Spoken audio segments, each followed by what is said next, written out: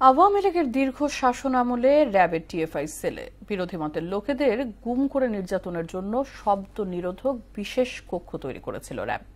গুম, নির্যাতন, মানবতা বিরোধী মামলার শুনানিতে উঠে আসে এমন তথ্য। এদিন শেখ হাসিনার পক্ষে আইনজীবী জেডাই খান পান্নাকে তলবের পর আদালতে নিঃশর্ত ক্ষমা চান তিনি। মেজবা রহমানের রিপোর্ট। ৫ আগস্ট আওয়ামী সরকারের পতনের পর একে একে উদ্ঘাটন হতে থাকে গুমের ঘটনা। টাস্কফোর্স ফর ইন্টারোগেশন সেলে নির্যাতনের ঘটনায় করা মামলায় বুধবার আনুষ্ঠানিক অভিযোগ গঠনের শুনানি হয়। শেখ হাসিনা, আসাদুজ্জামান খান কামাল, তারেক সিদ্দিকী ও ১১ সেনা কর্মকর্তা সহ এই মামলায় মোট অভিযুক্ত ১৭ জন।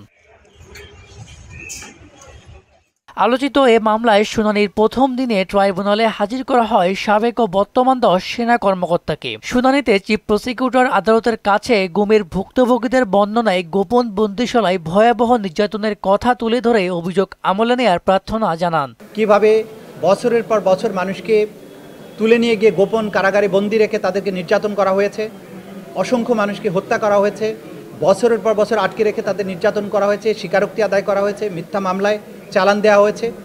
কিভাবে গুমকে প্রাতিষ্ঠানিকভাবে বাংলাদেশের জনগণের উপরে একটা হাতিয়ার হিসেবে ব্যবহার করে রাজনৈতিকভাবে ক্ষমতা দীর্ঘায়িত করার চেষ্টা করা হয়েছে, সেই বিষয়গুলো আমরা আদালতে উপস্থাপন করেছি।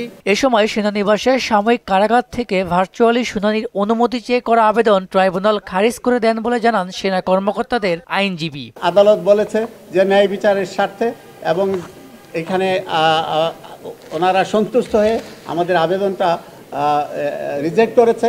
শেখ হাসিনার মামলায় যুক্ত হওয়ার পর সামাজিক মাধ্যমে ঘোষণা দিয়ে আদালতে অনুপস্থিত থাকায় জ্যেষ্ঠ আইনজীবী জেডাই খান পান্নাকে ট্রাইব্যুনালে তলব করা হলে আদালতে নিঃশর্ত ক্ষমা প্রার্থনা করেন তিনি। এর এক পর্যায়ে গুমের ২ মামলায় শেখ হাসিনার পক্ষে স্টেট ডিফেন্স হিসাবে আমির হোসেনকে নিয়োগ দেন ট্রাইব্যুনাল। আমার যে পজিশনটা হলো, একদিকে এই প্রসিকিউশনের দেখাই বলছে যে ওনাদের বাহিনী, এবং আরেকদিকে হলো যে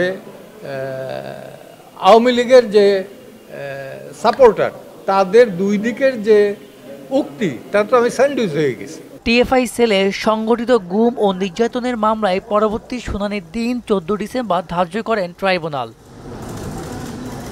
মেজবা রহমান, মোহনা সংবাদ, ঢাকা।